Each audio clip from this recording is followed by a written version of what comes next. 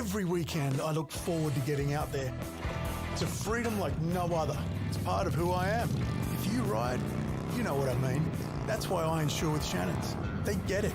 They share our passion and give us the features riders want, like limited use cover and multi-vehicle discounts. Shannons insure all types of road bikes, not just classics. Whatever you ride, ride with Shannons. Call 134646 for a quote.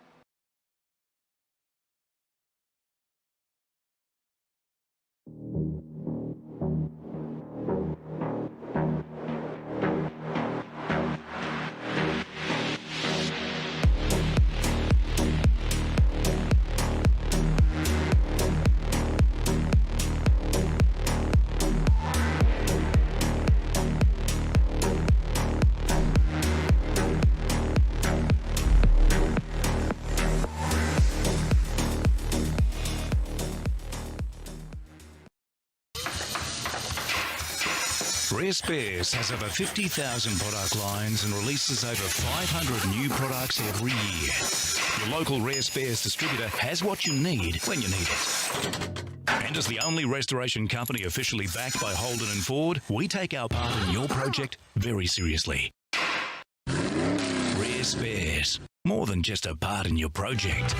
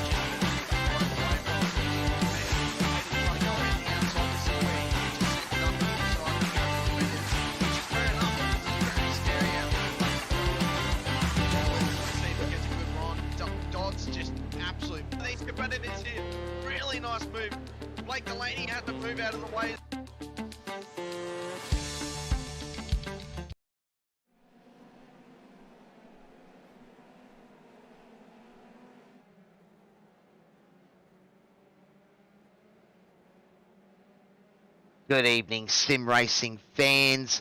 Welcome to SRW TV. Tonight we jump back into the world of open wheelers for round 6 of season 4 of the Shannons Formula 3 Nationals. With an action-packed sprint round in Interlagos behind us, we head this week to the Nürburgring GP layout for a 60-minute race around this awesome track. It's Cowan, your average sim racer here, together with Pete the Weapon Gretton, who will be joining us with comms duties as well as looking after the cameras on tonight's action. Awesome to have you back in the saddle, buddy. It's been a while since we've called a race together. Welcome back. It has been a while, Cowie. Yeah, good evening to you, Cowie. And I did say go hard with the nickname, but actually fit. I was waiting for something a little bit more vulgar than that, but he kept it clean. He kept it out above the bout. But how good's this open wheel racing at Nürburgring GP? I think the what I've known about this track, Cowie, is it's you hate it or you love it, and there's not much in between. Oh, you gotta love it. I mean, I'm a bit disappointed again. We're not sort of going the extra section and going off into the Nordschleifer section, but it is a great place, mate. I love this. So, it's one of those tracks that's just probably perfectly suited for these guys, and you know, with the 3 different classes out there, buddy, I'm sure we're going to see some action and battles across the whole field. Well, I was actually a viewer last week, Cowie, and I tell you, the battles don't stop. What I've seen of last week, and that was a cracking a race to watch, and he's done good in the commentary with that one as well. And I suspect this is probably going to go up a notch again, just for the nature of this track, because it is tricky in some sections, and you do need the draft as well. But the longer section that you just mentioned before, Cowie, were you talking Jessam Strecky, the 26k one? Is that the one you were talking about? That's it, man. Look, it's just, you know, when you can extend off and do the, you know, extra 5-minute run in these cars, but I think, you know, 6 or 7 minutes you turn into a big long track. You know, it is awesome, but very hard to for race control to deal with that and bring out safety cars and stuff. And it's one of the things we've seen with this series, buddy. F3s, they break when you look at them funny. So the question that I ask all of my co-commentators is, how many safety cars do you think we're going to get tonight, buddy? Well, should I base it on last week and go from there? So I do think final corner and a couple of the sections of the track is, you know, it's going to be a bit sketchy there at some point. So I'm going to go with 5. Well, maybe we can't. I don't think we're going to have that many. It's a 60-minute race, mate. It is a 1-hour race. I reckon we might get 2. I've been notching down my, you know, the number that I used to call, because I mean, we're getting used to seeing these drivers. They're all getting used to racing with each other. So, you know, I think the fast guys have got a good idea of where some of the skill set of the guys behind them is. So when they have a moment and they're spun and they're back behind them, they're, you know, they know who they can, you know, race close with, who they need to give room to. You know, so it really does mean that these guys have got a lot better handle on these cars as well. So yeah, I'm thinking 2, buddy. You're thinking 5. I think that might be a little bit overkill. Carnage, and I appreciate your enthusiasm for the carnage. I think as commentators and you know, calling races, you do hope for a bit of carnage, but you can also appreciate the other side of it as well. And all these guys put a lot of work in to make, you know, to put the groundwork in to make the shows and that ready. Looks like we've got a little bit of glitching back, but we're going to run with it because it's good for the most part. A few drivers, you fired a question off at me, Cowie. A few drivers, who should we watch? Who should I watch on to put the camera on tonight that always turn it on? Well, look, at the moment, the battle up front is very much been between Vella and Cuttajar. So Phil Vella for a Downforce Racing. Michael Cuttajar, our resident privateer without the microphone. So do be aware, if he does make the podium, buddy, we don't get to chat to him. We have been trying to get the guys to hassle him and buy him a microphone. We probably should set up a GoFundMe page for a microphone, but he doesn't want to have a chat with us, so he's just enjoying racing in the field. He's been right in it. Now, the kittens to watch, Darren Fahey, he seems to be the kitten with the pace this season. Adrian Loretti, a few of those boys, I think there's 5 or 6 kittens out there tonight for kittens racing, so they're always good fun to keep an eye on. There's also a lot of mid-packers. I probably should mention Dylan DeBono, who was also an amateur for round one and round one only when he finished second overall. And he's, I think he's currently leading the championship. If not, Phil, I think Phil's got him now. I'll have a quick look. Yeah, I was watching some of the battles that those two names that you pulled out, Phil Vella and Dylan DeBono, when they weren't battling together, they were battling fiercely to come back up through the field. But as we have a look now, and the times are in and close.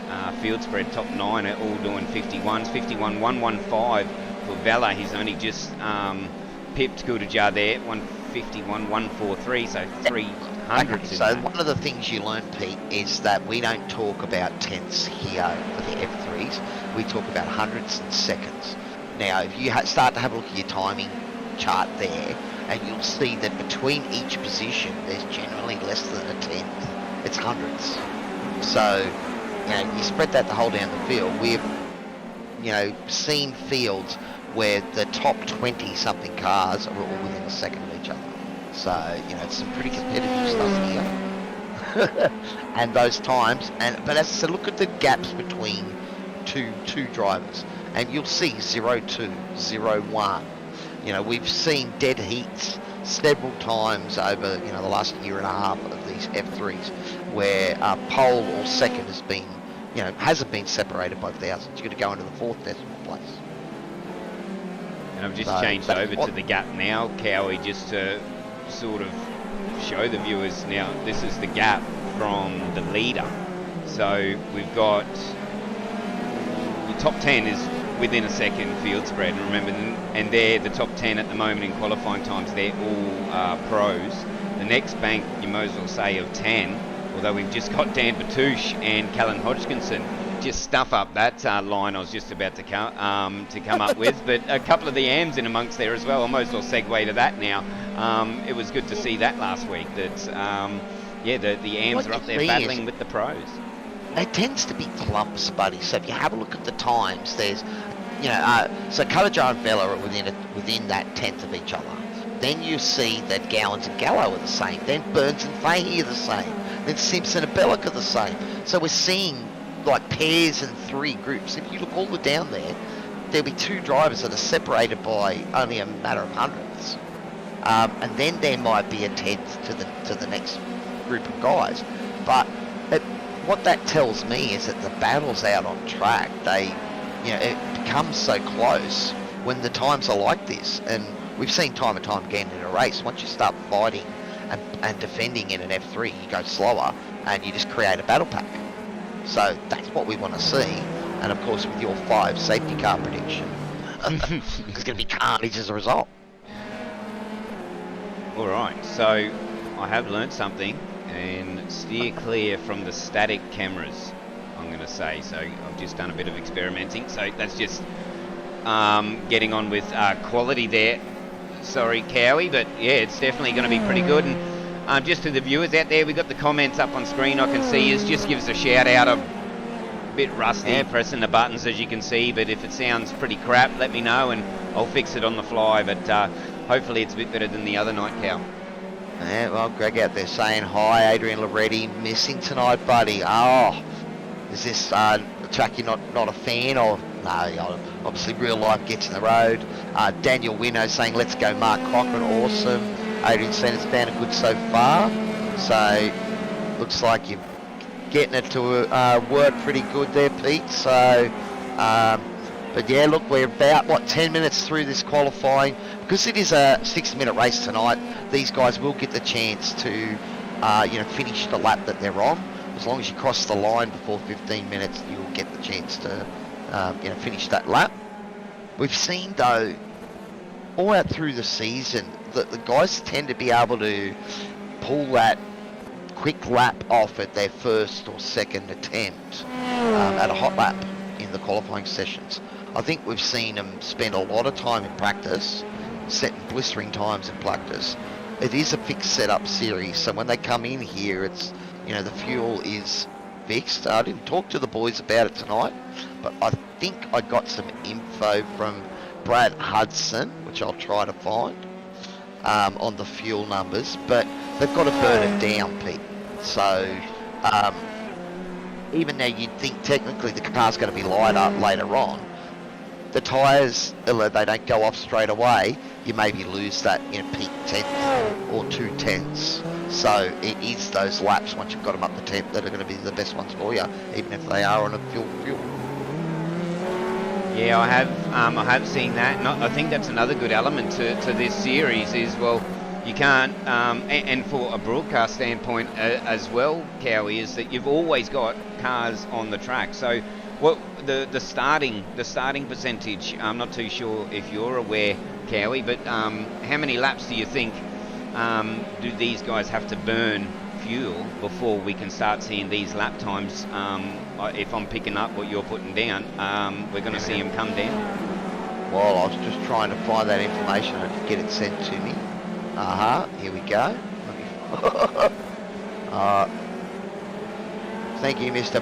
Brad Hudson, for his info. Where is Brad sitting at the moment? Is he right in the mid-pack? I think he said he might not be racing for the rest of the season as well, so I can't see him out there. Oh, there he is. No, he is. Yep. Sitting in P16 at the moment, right in the middle there. So he's saying 15.9 litres, 35% capacity. It's 1.4 a lap, so 33 laps they reckon if there's no safety car. So what are we looking at there? 1.4 a lap and maybe 16 laps. 16 litres. So what we're talking, maybe 10 laps. So if it goes 33, you know, it could be a 2-stopper with a save, maybe even a little 3-stopper. So we might see a bit of fuel management become the key. Of course, the 5 safety cars that Pete is reminding us of. You beat me to it, mate. Absolutely throw everything under the bus. But look, there's going to be at least 1 or 2. So it's going to come down to maybe these guys work out where they can save a bit of fuel, or they could do a lift and coast, maybe stay in the tow. But being a 60-minute race, a bit different from the sprint rounds we've had of late, where it's all been about helter-skelter and get to the front as quick as you can. And of course, you know, some of these pros will be happy that there's no reverse grid tonight either. All right, buddy, we've got about a minute or so to go, and it is Michael Cutterjar that has jumped to the top there. He's got a 150.8, so the only man in the 1 minute 50. Phil Vella with a 151 flat, and Dwayne Burns with a 151.1. So, you know, I mean, it is a big lap around here. You think 151 in these cars, it'd be over 2 minutes in a supercar. So it's a pretty big track, and that's even without the Nordschleifer part. Yeah, it's a pretty big track. What are they doing? Just shy of 2 minutes as Steve crosses the line. He's sitting back there in 28. I tell you, that's probably not a bad place to be starting from, Steve, is the back, and a couple of draft partners a little bit further behind who just escaped me just then. But Andrew Lydon down a little bit. He's in 25th at the moment, so struggling a little bit. Maybe didn't get a chance to put in the practice around here. One of the things that, you know, these cars do reward is practice. So, you know, if you spend the time in them, you're going to find the pace. I know that a few of the quicker guys, Phil Vella maybe mentioned last week, he only got, you know, an hour or two to practice, but he got given a couple of tips that really changed and where he found some pace. So, I mean, it comes down to confidence. Under braking in these cars, how hard to go into the corner. And we always know that the harder you go in, the more grip it's going to have. But it's about finding that limit between speed and grip. Alrighty, a few of the guys here finishing their lap. Daniel Byrne down in 21st at the moment. So our leading F1 Shadow Series runner, he's well deep in the pack here.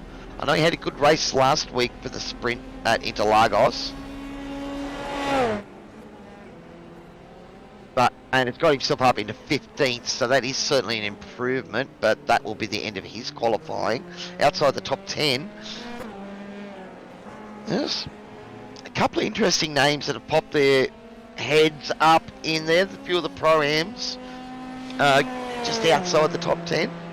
But again, look at those gaps, buddy. We've got to go down to 18th before you see a second separating the field. Yeah, let's hope they stay that close, because I tell you, if they stay anywhere near as close as this, as Byrne just locks it up, probably scraps his lap. We'll stay on board with him though. 51.7 is all he can achieve. So just going to have to see what they can do, and hopefully we can see 2-3 wide. But standing starts, I do believe in this for this series, Cowie. Standing start, fixed setup, so you can't make any of those fuel changes and stuff. Generally, we found that tyres aren't an option, mostly because I think it's about an extra 10 or 15 seconds to put tyres on, but it's that cold period. You're better off driving old, warm tyres rather than cold, new tyres. Those first couple of laps of the cold tyres can be sketchy.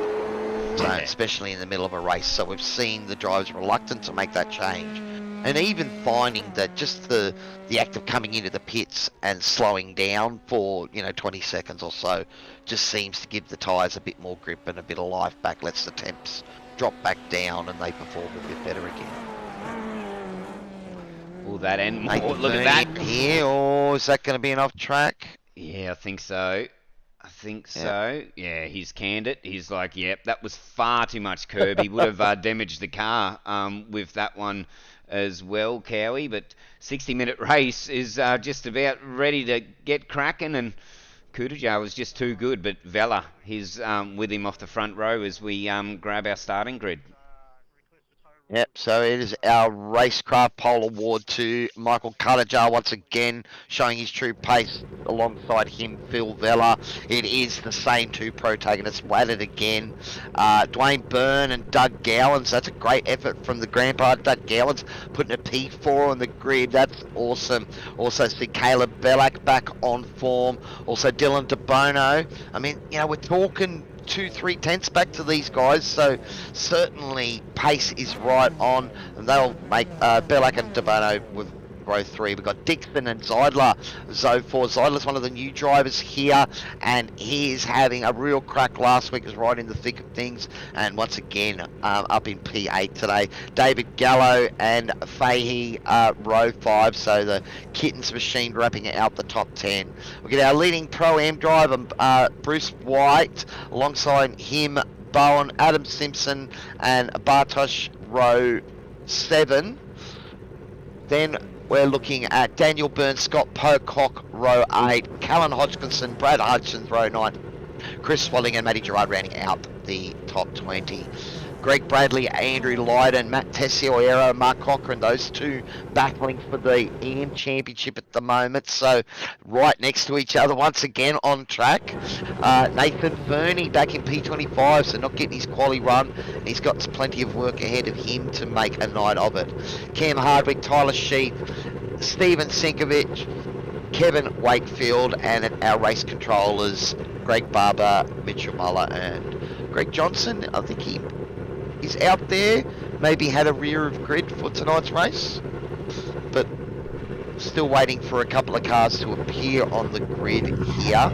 But Nürburgring, buddy, it's made for these cars, this track, so I'm sure these drivers are going to enjoy it. But as you said, buddy, it's technical, it's tricky, and although we do have a lot of runoff, and F3s don't like contact, so it could be on for young and old here, buddy. Well, we know we like Rubbins racing, but, well, in this format, open wheel, F3s especially, rubbing is not racing. It's not good. You're going to damage your car, and let's hopefully see these guys get down into turn 1, but 2 perfect lines of Formula 3 cars to take on 1 hour of Nürburgring GP, and we're on the slip slide soap of the championship as well, Cowie, so these guys are going to they've got that in the back of their mind as well. And my 5 safety cars, I think that was a reach, but here we go. Here come the lights. This is round 6 of the Shannons Formula 3 Nationals here at the Nürburgring. 60-minute race about to start, and it looks like they're all getting away clean. Bit of movement in the mid-pack there, Adam Simpson. A few other guys there looking for space. They're going to go 3 or 4 wide down into the first turn, buddy, but it is sharp here. There's already contact there. They're checking up. I think we saw a big look up there in that backpack there, buddy, but looks like they've all got around fairly clean. We just might have to keep an eager eye to see if there's anyone sporting a bit of damage. Yeah, well, I think this start has been pretty good. It did look a little bit messy, but the track is wide with these cars, and they're still in that mid-pack.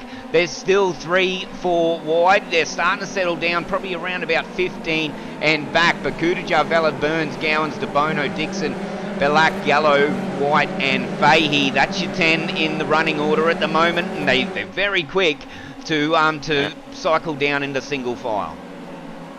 Like is Bruce White up a couple off the start. Adam Simpson up 2, though he's battling with Zyler at the moment, who got called out with a poor start.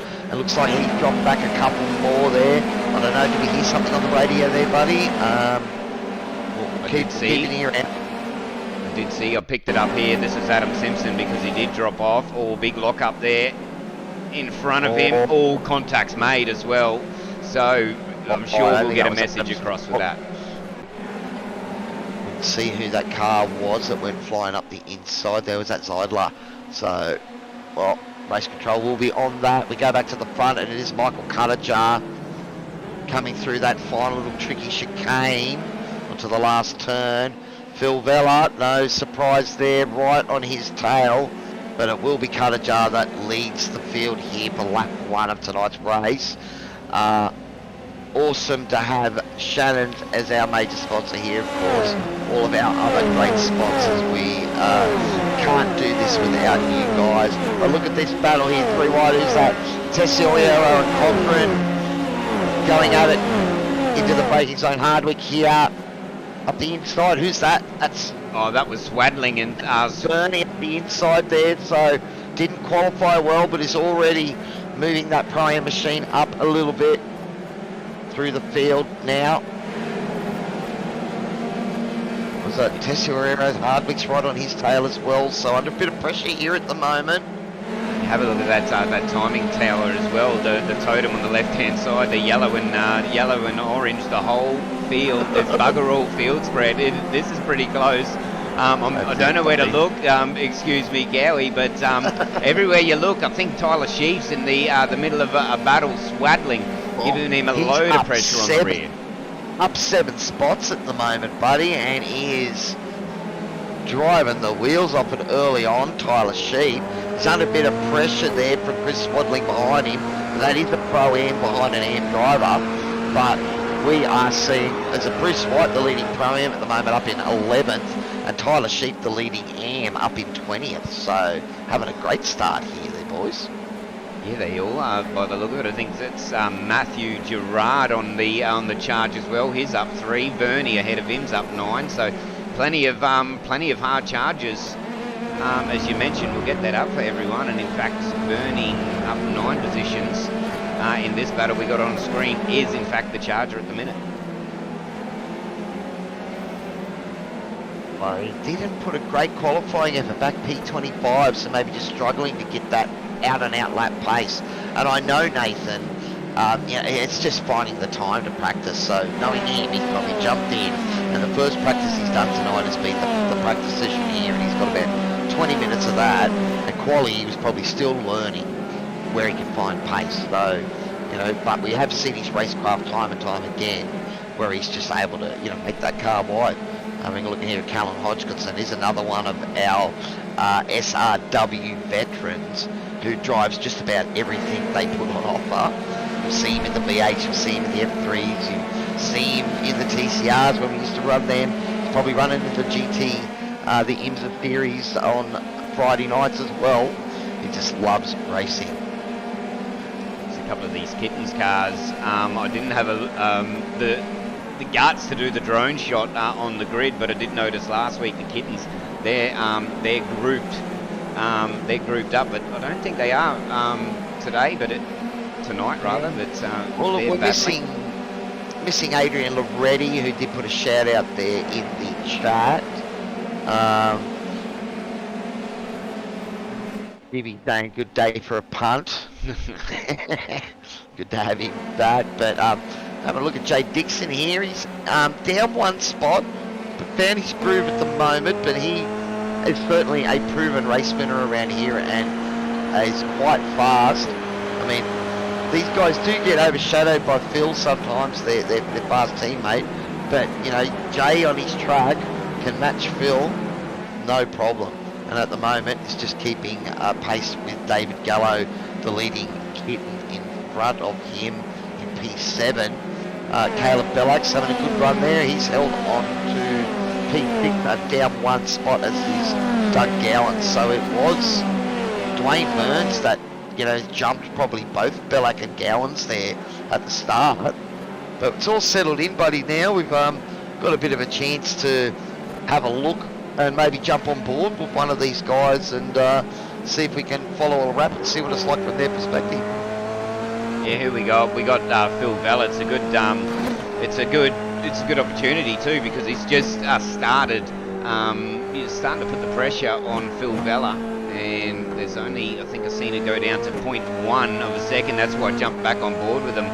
Cowie. Well, I'll be interested if there's any lift and coast going on, or if he's actually, you know, pushing hard at the moment. I can't hear any lift and coast. And you did speak about that too, didn't you? That with their strategies, and well, it looks like my prediction's well out the window now already with about the 5 safety cars. So I think your one's probably more on the minute, or on the money rather. And you're dead right. He's not lifting and coasting. So maybe in his second stint he'll try and save that lap. It's going to be interesting, you know, because, you know, I was only quickly looking at those fuel numbers, so we didn't do some full-on maths. With 1.4, if we go 15.9 litre tank, right, 15.9, and we divide that by 1.4, these guys are maybe getting 11.3 laps. So 11 laps, and the race stays green, it goes 33 laps, is what they're predicting. So that means you can just make it, right? But, you know, if these guys pit a lap early, or the fuel burns a bit higher for some of them, and even then, you know, I think the safety car, there's going to be one eventually. I went for 2. Probably a lot more conservative. A lot more conservative than what I did, but I'm going to go a little bit further back in the field because there's still a few battles happening with Greg Bradley. He's 0.3, one of the closest battles out on the track, and up 6. Yeah, sorry, with Cal, and up 6 he is, up 6 positions, Bradley. We can just see, looking at the time, I'm just looking at the last sort of lap times of the guys, and the top 10 are sort of still in the 51s. The sort of next 10 are sort of 52s to 53s. So, you know, again, we're starting to get a little bit of a split. Oh no, if you look at it there, the gap is pretty steady all the way down. Sort of, you know, 20th is 20 seconds off the lead, so, it's, you know, and that's a bit of a battle going on there, buddy. 3 of them. There's a Tyler Sheep, Chris Swadling, and is that Mark Cochran? And Mark Cochran and Tyler Sheep, they're both racing for a championship here at the moment. I was having a look at the amps at the moment. Where is the amps on? I've got the pro amps. Mark Cochran has probably got the driver's eye or the eagle eye on this battle. I thought Swadling was going to have a look there. Simpson's in a battle. Remember, he just behind us here. Oh, a bit of a mistake there from Cochran. Cowie, I don't know if you heard that, but these 2 guys up ahead have just made contact, and he's got past. Yeah, maybe a little bit of a dump, and that's going to open the door here. And Tyler Sheep's gone back a couple. We'll have to see if he gets on the radio. But, oh no, it's stayed as it is, hasn't it? I missed it. No, Sheepy's up here, so there was a bit of a mistake. He retained the spot, sorry. He retained the spot, so, Yeah, I thought I saw the timing change there for a moment. Let's put that back up there so you can actually see what we're talking about rather than trying to follow on. And if you're following me, I'll tell you, you're probably clueless. It's a good little battle. Cochrane swaddling, Sheath Cochrane swaddling. Then Guerrero's getting on the back of this group as well, so he's starting to find his feet out here.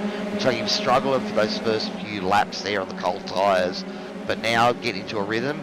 Battle pack in front of him, and behind him we've got Dan Bartish, who's well deep in the pack, down 9 spots at the moment, and Adam Simpson behind him down 11 with that contact early on, spinning him. So, you know, we're soon going to have a 7 or 8 car battle there, buddy. Let's fire it up. yeah, and I did notice, that was one thing I noticed as I was just walking my way back up the field. I did notice last week you did get this this field spreads, but you still got your group battles, as you mentioned at the right top of the broadcast. You got a couple of 3-way groups here. Sheepy's still having a crack here. Or was that Cochrane trying to have another crack here? But and then they all close back up, and then it's like the race start again. But we're going over for checkers. So I look forward to these two battles. You can see top and bottom of screen merge into 1-6 battle pack as the race goes on. But Sure, was that Swaddling got a little bit, no, it was Cochrane went a little bit wide there. That's going to give Swaddling a run down here into T1. Let's see if he pokes the nose out. He's going to make a move. Under brakes. Oh, big lock up behind him. Yeah, big lock up. I think that was Tessuero locking up there. Oh, move still getting made, even though, what are we, 11, 12 minutes in, it's just clicked over. So what have, don't even look about the time that we've got left. These guys are just clicking over now as we'll start to head back up, because 151.0, I think, is the fastest lap, but I might put that up there just to change it. And is. Look at buddy. I mean, one of the things that you'll find though, that the front runners, so Kalajar and Bella, they're both going to be going, okay, this is a race between you and me, buddy, so let's just work together for a bit, get our gap, and then we can have a fight. Alright? I wouldn't be surprised, and I'm not saying that they're planning that and discussing it. It'd just be something innately they're both sort of thinking about. Okay, let's just, you know, I've got to stay with, you know, I've got to fight, so we'll stay with one safety car for Hamish, saying with Pete jumping in with Hamish out tonight. So great to see you checking it out, buddy. Have a look at Dylan DeBono here up into P4, so he's up 2 spots. The other guys that made a couple there was that Gallo. He's held on to P7 as well. But Bruce White has dropped back a couple. Look at Daniel Byrne up 5 spots into P10 as well. So driver 808 having a good run there as well, as we have a look at David Gallo and Jay Dixon behind him. So, you know, these boys here, they are the guys that, you know, you'll see one of them comes out of the woodwork to join the Kalajar and Vela show. You know, so what will happen is it comes down to if it's their track, the track that they really enjoyed racing at, Pete. So, you know, some of us just click with certain places where you've got that extra bit of pace and allows you to compete with the guys right up front. And, you know, even though all these boys are pros, that, you know, we've seen just there seems to be just that little bit, that Max Verstappen-esque vibe of the guys that are running up the front, you know, time after time. I'll just put the camera on someone exactly like that. Dylan DeBono, doesn't matter what he drives, he's just on point. Up into 4th position now, so he's going to be another driver to add to that Kalajar-Vela pairing that you just mentioned. I think he took out 1 or 2 of the races last night in the V8 Amateur Series, so a pro here in the F3s, and most of the cars that are driving are still here in the V8. That's not going to stay like that for long, the way the times that he's put down, but those AM boys last night get super competitive, just like it is here. To watch. Supercars, mate. Yeah, at Sandown as well. Yeah, 100%. Well, at the moment it is open wheeler territory tonight, buddy. It was a pretty awesome Interlagos F1 race on the weekend. We did have a cracker last week here for the F3 boys as well. You know, so we can have a look at the overall championship for the F1 Shadow Series. I think it is Daniel Byrne, driver 808, that is leading that. He's still got... That lead was up over 600 points at one point, and Michael Cuttajar has cut that down to about 240. So I think they've got, what, 2 or 3 rounds to go. So, you know, I think Daniel's pretty much got it. But Michael putting in a late charge, and Jay Dixon running P3 in that championship as well. So it's been interesting, mate. We've had Formula 1 the last couple of weeks, so we've had the Shadow Series running. I think it's, what, 2 or 3 weeks before the Las Vegas Grand Prix now. So, you know, we get to focus on the Shannons Formula 3 series here at the moment. Yeah, and it's quieting down a little bit. There's still quite a few battles. I'll just jump back up the front to check in with them. And Phil Vella, he's not letting him check out a little bit too much. 0.7 seconds. Remember, well, what we're going now, I think we're going to see him have to save a little bit. Still jump on board. A bit of an early shift there, Cowie, but I'm no driver, mate. You'll probably be the best guess to be able to see if he is or not. But I'm not hearing the lift and coast, mate. I mean, it may be something you can do subtly in your driving style, just being smooth on the gas, and that might save parts as well than being aggressive on the pedals. But I'm not really hearing that big lift and coast that you might hear. Run through our 10, Cuttajar, Vella, Burns, DeBono, Gowans, Ballack, Gallo, Dixon, Fahey, Byrne. That's your top 10, and it's just changed now. Gallo is just put the move on Ballack. Ballack with the crisscross. Oh, here we go. He's got the inside down here. Does Gallo? Hold it here. He's got the inside for the next section. That's what Ballack's trying to do. You see Gallo forcing him wide there, and yeah, because you want to have the inside run here for this corner, leading onto the little mini straight. Ah, you got that done. Nice move from David Gallo, but showing that, you know, you can't. It's not just get done in one corner, buddy. You've got to, you know, set it up, then pull it off, and then solidify it. So, you know, sometimes that can take half a lap. That's where I'm going wrong. I don't look in my mirrors once I get the pass done. Yep, I'm in front of you. It's all good. But no, he has to do some defending here. Moments with race control this season in my racing, so you know, I've sort of had to think about maybe dialing it back a little as well. But look, it's been awesome racing with the boys, and I suppose that's what, you know, sometimes gives you the confidence to race hard, because you know that it's hard and fair. Yeah, we all make mistakes. There's a nice move here by Bowen trying up the inside of Bruce White, our lead Pro-Am driver. Thought he was going to get that done there, but it looks like he just pulled out. Pulled out at the last minute, probably not close enough. You know, it's interesting. It looked like he got a nice run in the slipstream there, but Bruce was able to hold that, you know, position, didn't really get out, so maybe still in a fuel saving mode himself. And I wouldn't be surprised to see some of these guys, especially the pros and the pro-ams that are mid-pack, you know, say that, well, I've got a chance here to save a bit of fuel in the toe. That gets me that extra lap. You know, then maybe, you know, they can push really hard at the end of the race when some of these other guys will need to, you know, take it a bit easy. Because look, we're coming into what, almost the 20-minute mark now, and 0 safety cars so far, buddy. Yeah, just rub it in. I got that wrong, didn't I? I got that wrong 5, but that I knew I was grasping at straws here, but. I would encourage your enthusiasm, buddy.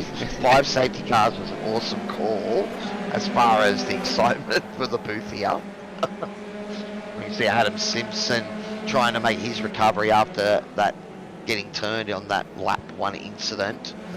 Now up into P21, so having a good run here. He's right in the mix with Tyler Sheep in front of him. Looks like Mark Cochran has got around Tyler. As we've been watching other things too, buddy, so there's a little bit of a change there at the AM leaderboard at the moment. Yeah, and got a bit of a gap on him as well. So not only he was behind him, pressuring him. So Cochrane goes up 5, and Tyler, I tell you, he's had a good night, hasn't he? Up 7. Sorry in advance if the curse just goes on you, but he's got the pressure of Simpson and Ziedler behind him. I don't think Simpson will worry him. He'll know who he is, or she. If he makes a mistake tonight, buddy, he's going to absolutely hold you to that. You know, he's going to hold that curse if he makes a mistake. Oh, Adam Simpson gun up the inside, but nice respect from both of them. Tyler trying to hold that inside line. Adam getting around the outside. That's a nice move. Maybe a little bit of a bully move there from Adam Simpson, but he certainly knows what he's doing out here. Oh, Tyler having a fight back. Oh, it's good stuff, buddy. Here is to jump on the nose of him. Oh, tricky to get right, especially on cold tyres, but now I think they're muscle memory now. They're well in tune with these cars, but good battle. He'd be enjoying it, having a battle here with... Lap 11, is it? It is lap 12, and it is pit lane central. Right, so is that every single car has come into the pits? Has anyone stayed out? Let's go back and have a look. There's one car staying out at the moment, unless they pitted early. Who's that coming down the main straight there?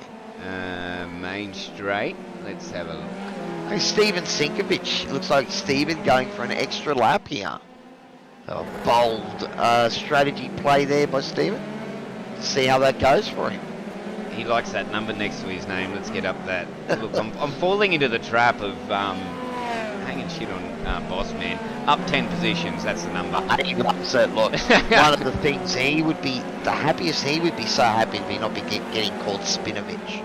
Because he was getting that a bit last year, whereas now every time we cross over to him, he's driving well. You know, upgrade of equipment has helped, but also seat time. I mean, in the end, it comes down to seat time. The more time you spend practicing, the better you're going to get. All right, 25.8. Sorry, Cowie. 25.8 in the lane for Karajar. 27.3 for Vella. For difference in pit lane time, but it's closed the gap. Vella's right on him now, so Vella had the longer stop, but he's time though, buddy.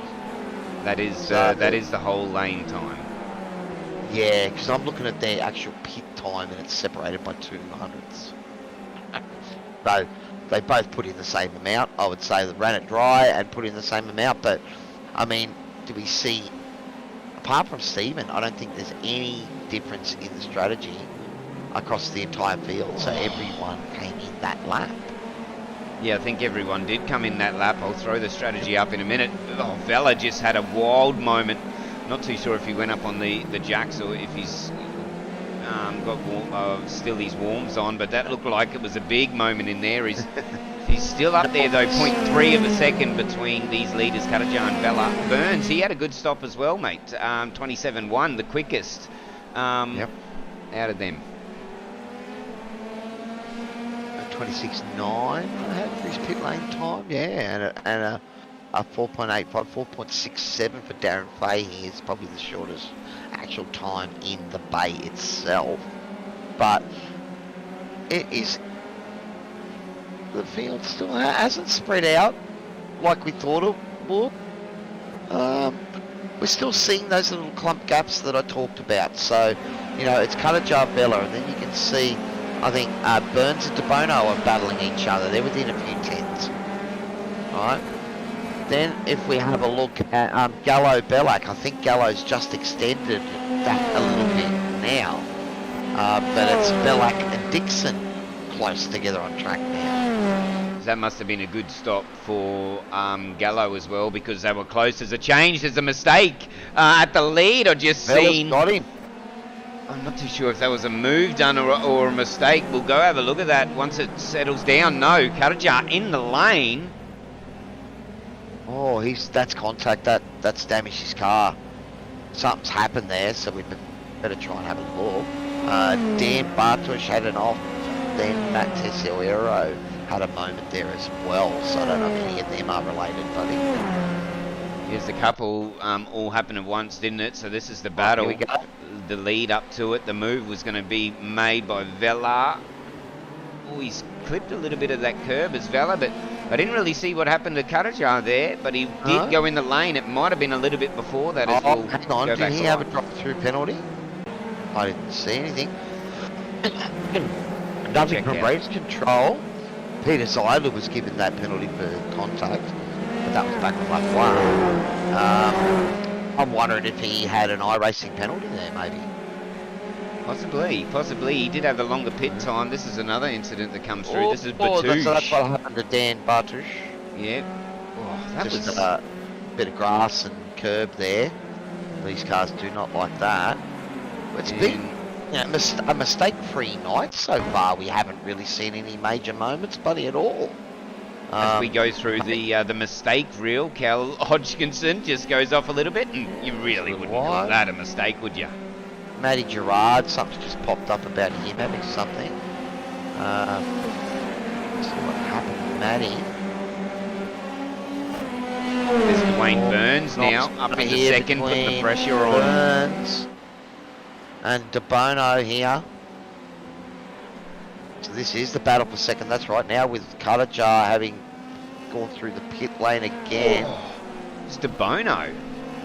You don't really see that from De Bono. I think we just cursed the whole field saying it was mistake-free, because we've probably seen about 4 mistakes in the brief 20 seconds it's been. But De Bono now, that little bit of squirreliness, Cowie, he's lost a lot of ground. They are pushing hard, man. Look up.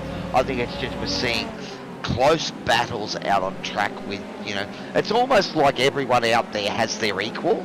Right, so we're seeing that everyone's finding that one person that they're a magnet to, they're battling with, race after race, battling hard. And when or even in a track when you get close, I mean, the times are so close. So how do you find that edge? And sometimes you do need to poke the nose out, run a bit wide, try a different run through there to throw the guy off in front. And when you're driving at that limit, man, that's when you can make a tiny little mistake, and sometimes that's all it takes. See that little lock up there from Jay Dixon, and has that given Darren Fahey a run on him? Look at this. It's a good little battle I've been keeping an eye on. Fahey's running through. RC overlays are not working. I sent the link. We'll get onto that throughout before the next one and get going, because we definitely need to see those overlays working. But Karajar did get an iRacing black flag there, just to back up what you were saying. So they are sending them. It's a me problem while we're not receiving. Means he probably got that too fast in a pit lane, I would say, and didn't get it under the speed limit. Got pinged there, maybe exit, but it's probably more likely on the way in around here. But that does change things up and puts him back in P9 at the moment. So it's cost him about, 14 seconds. So, I mean, it sounds dire. He's done a drive-through, but then he's only 14 seconds off the lead of the race. So it's just the calibre of the driver, mate. That's why he is where he is. Race control's doing a test. Dixon right in the toe here. Bellac, Fahey trying to get a double toe. They're not quite close enough. Dixon happy to sit in there. I think maybe that pit stop right on that 20-minute mark too has got a few of these guys thinking about the fuel that we discussed earlier, Pete. So, if you've got to do 11 laps, so far it's stayed green. There's no sign of the promo department safety car at all. And we're almost at halfway for this motor race. So that means maybe you've got to think about sitting in the toe for a little bit, save a bit of fuel, just make sure of it to get that 11 laps in. Yeah, well, there was probably 3 different strategies we thought of in terms of fuel. We didn't think tyres would be a thing, but this may be it playing out with a little bit of a bit of a save.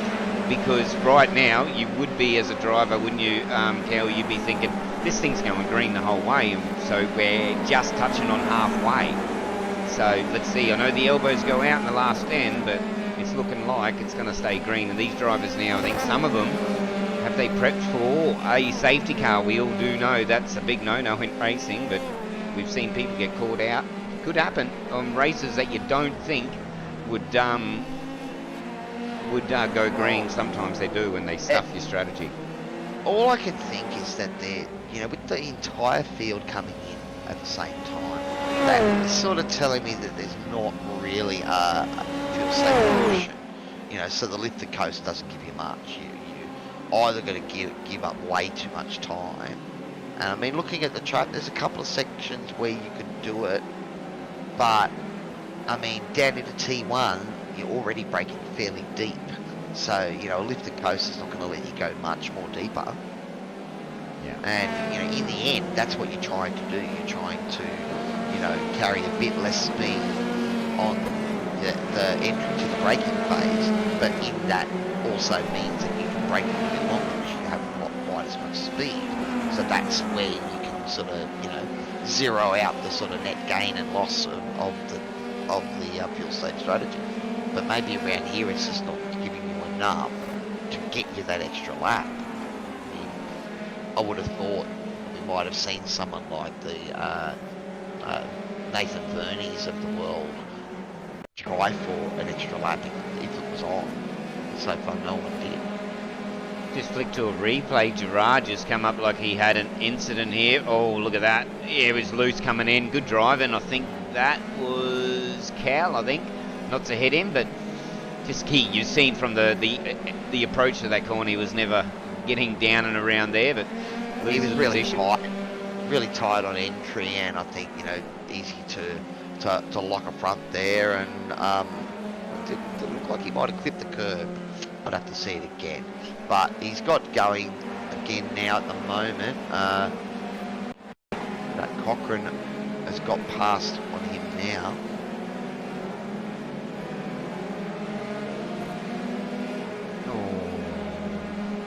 I'm not doing it again, but I think he may have missed it.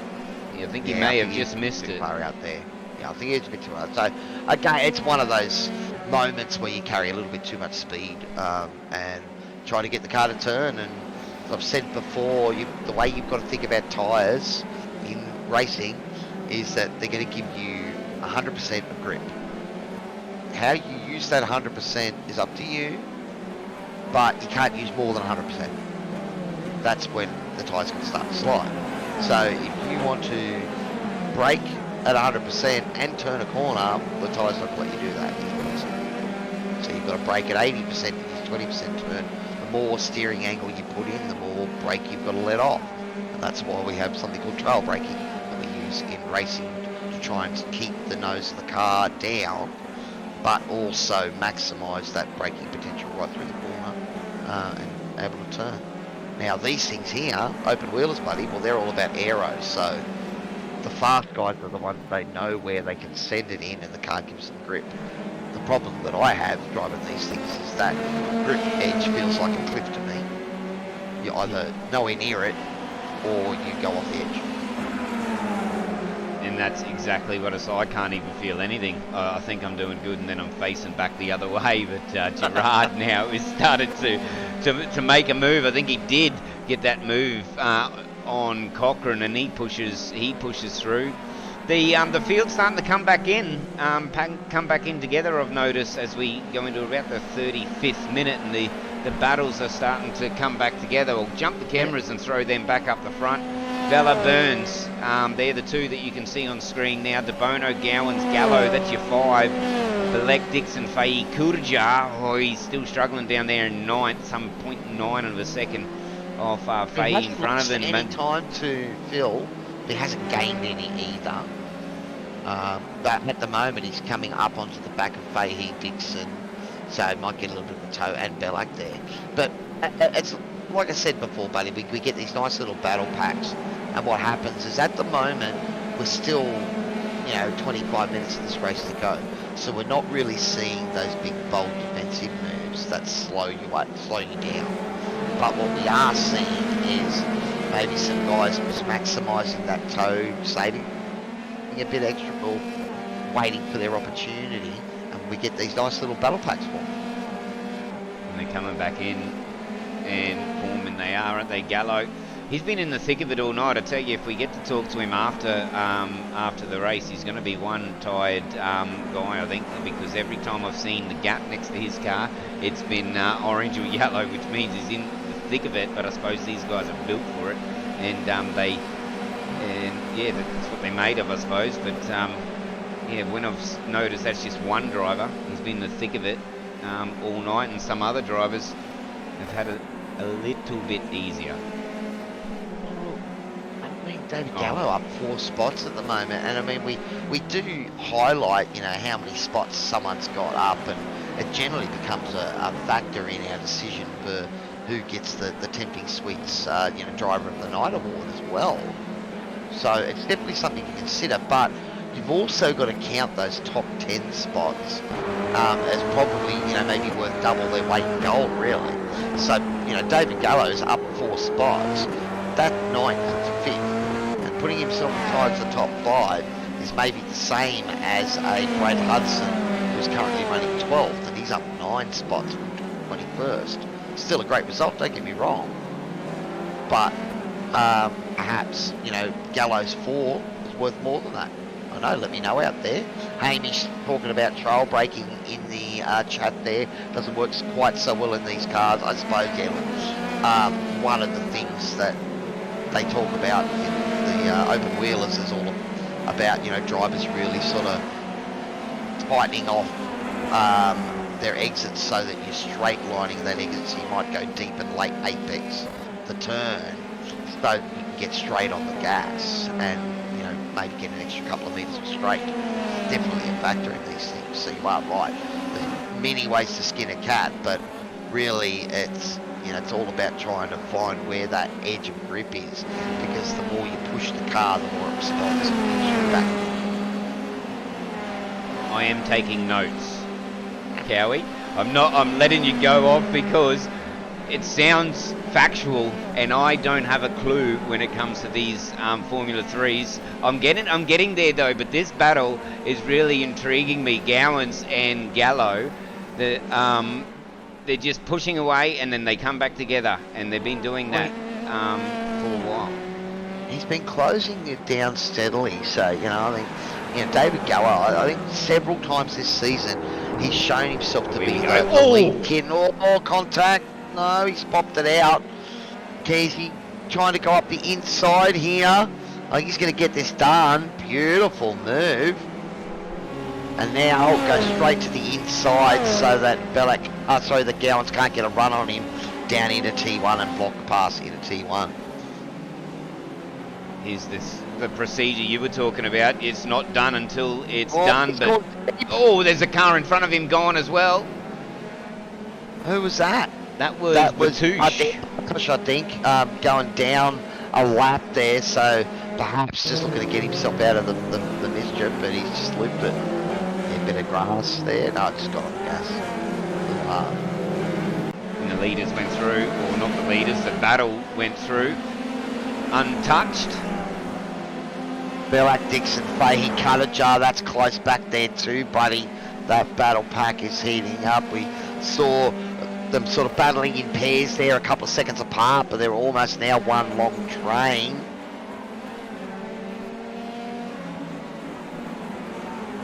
There we go. 4th time lucky. There's just jumped on Fahey.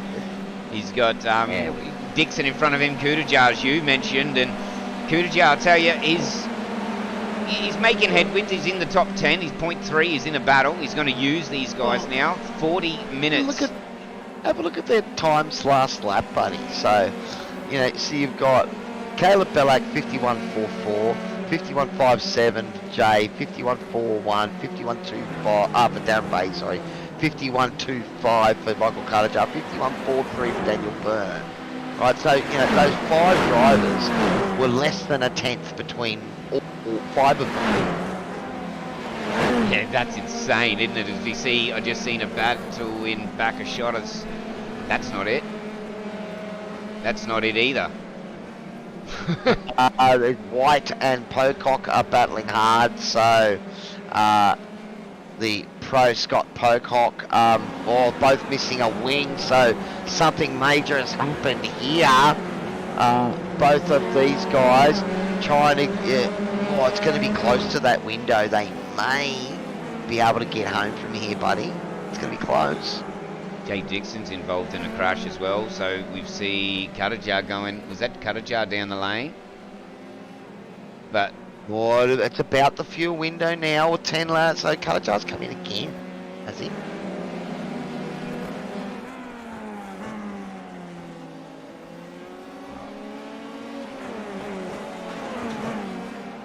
And he has.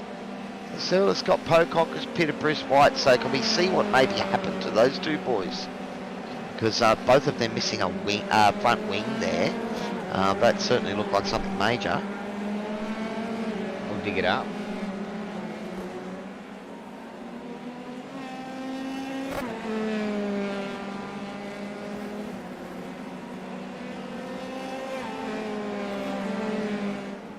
Only thing I'm coming up with here, mate, is probably involved in this. Let's go have a look.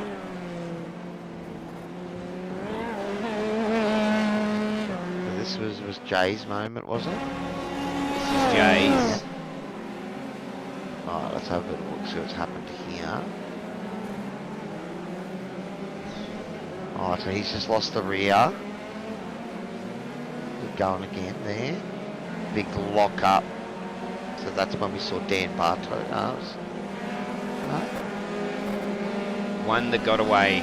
It was a great crash too. Dylan Burns down the lane, DeBono down the lane, Gallo, Gowans, Ballack, Fahey and Dixon. Byrne will follow. Busy pit lane. Bowen's probably going to go in and does. Bradley follows. Bernie follows. Karajar, well, doesn't need to. He stays out. So let's see if that happens. There, I think. So that's what Michael was thinking, the undercut. So maybe you have a bit of a leeway at the moment. Yeah, so the estimated 33 laps, one of my overlays is saying he reckons it might go 32 laps. So here he's come back out, right behind Darren Fahey. So he's jumped Dixon there, jumped Byrne as well. So Karajar's jumped from what was 9th to 8th. He's up another spot. Fahey has lost a spot, so I think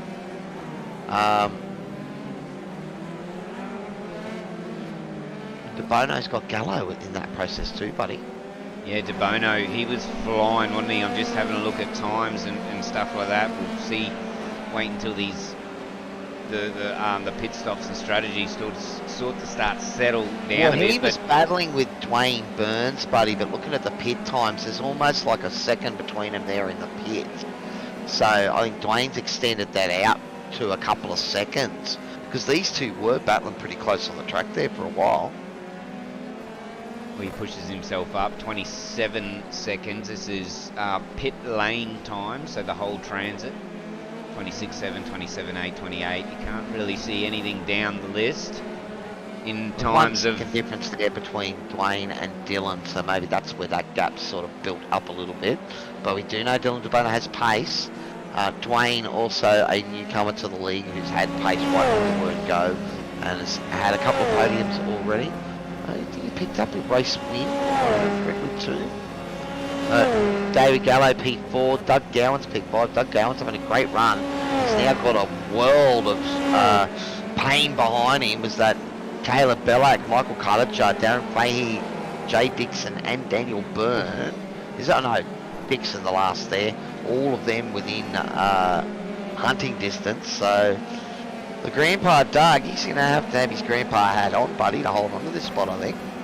Yeah, I think so, because Ballack, I just noticed, you probably heard the gasp when you were in your segment, that it was a big dive and big move under brakes from Ballack just in that hairpin just prior to this. So I'm staying on board with this because I do believe that he's going to really step this pressure up a little bit even further. Cowie Ballack, he's having a good run. Buddy. Certainly pushing hard, and that's what you need to do. We talk about it. It's performance. You can see there was that Doug getting the car to step out a little as he got it on the throttle there, but got a good exit. blunt through this section, use all of the track and then a little bit extra. Bellick's been quicker the last 4 laps. 1.1 second he was quicker in the lap 23. So Bellick's on the charge. 1.1 seconds quicker to 11.7. Gowan's did, and with 15 minutes to go to, buddy, they're making liars out of both of us, mate. So you reckon your 5 was ambitious? My 2's looking really, really ambitious at the moment. Remember, if we get inside the final 5 minutes, race control will not call another safety car. They'll just let it work itself out. But at the moment, Katajar getting a nice run there behind Bellac. Looks like Gowans has been able to sort of maintain a bit of a gap. But it's Katajar here looking, getting Bellac's on the inside, more defensive, and then he's moved outside, a little double feint there. Oh, will be interesting to see what Michael has to say about that. But did get out of it, didn't want to lose his nose, and we'll set it up for another go next lap. Yeah, it's all about that. And I suppose even when the door gets shut on you like that, the car is still fragile. It doesn't matter if the door gets shut on you or not, it's still fragile. So you've got to be the smart one there and pull out. So that's exactly right, buddy. Because having to wait to make that position for another lap is a lot better than servicing the pit lane for, well, I don't know how much the damage, how long it takes to fix here, but we know that iRacing, well, they would have a fast repair they could use, though. Michael might have already used it, but again, it's not worth the time, buddy. We already saw that just the drive-through penalty cost you 15 seconds. So, if you actually stop in your pit fade, it's going to cost you more than that. And here we go, making a move, comes and the inside, not quite close enough there. Bellac doing well. He's driving a nice smooth line at the moment. Just owning the corners, taking the apex, forcing Michael to be the aggressor. Bellac's car looks like a toothpaste livery. I'm trying to wait for a good view, apparently. That was from Hamish. It does, doesn't it? It does.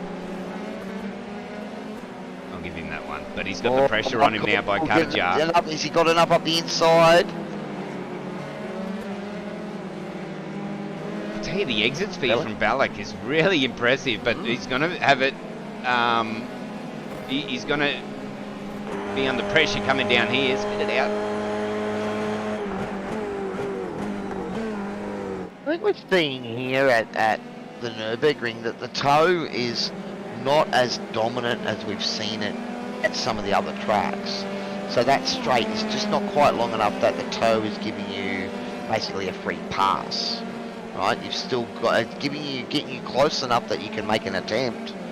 But if the guy in front brakes well and brakes deep and keeps control of the car, then you can't get it done.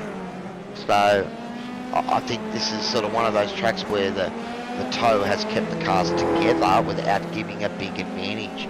Like in a couple of the Rovals we've driven earlier in the season, we drove one of the Rovals, and you could just see that every straight the guys were getting past each other, and it was all about setting up who was second on the last lap so you could get slingshot at the end. Yeah, well, look at Le Mans, look at those types of tracks. Where it's exactly what you're saying. You need it, or that's it. But have a look at this. Katajar's really starting to put the pressure on. Bellac's driving well here, though.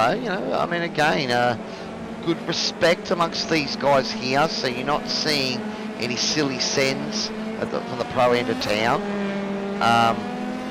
But trying to do what they can to force the guy in front offline, maybe get him watching his mirrors a bit more. Again, Michael looking to set up a nice run down here, but we've seen Bellac is able to get on the power and get a nice run down the straight road. Michael Katajar a lot closer this time. Makes his move.